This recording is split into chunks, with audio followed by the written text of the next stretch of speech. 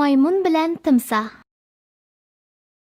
Daryo bo'yidagi o'rmonliqda nihoyat ko'p banan darxi bor bo'lib, maymun va bir qancha timsoh shu atrofda yashaydi ekan.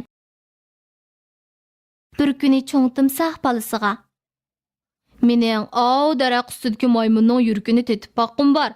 Sen berib uni tutib kel", deb buyruq qildi.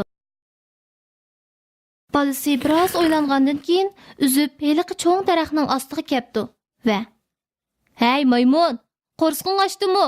Biz ikkimiz orolga berib o'ynab kelaylik. U yerdagi bananlar bek pishib ketibdi", debdi. Maymun timsoh bolasiga: "Qo'rsqim rostila bek ochdi, biroq men so'zishni bilmayman", debdi. Timsoh bolasi: "Men seni ustimga mingizib o'tkazaman", debdi. Maymun xushalligida timsohning ustiga sakrab tushibdi.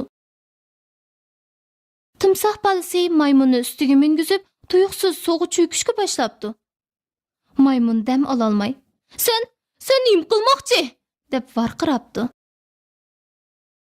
Timsoh bolasi: "Onam sening yurkingni tetib boqmoqchi ekan.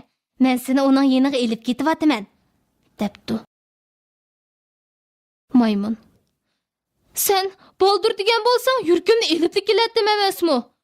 Yurkim daraxt ustida unutib qoptiman", debdi. Timsoh bolasi maymunni yudugunicha uzib heliqi daraxtning ostiga kelibdi.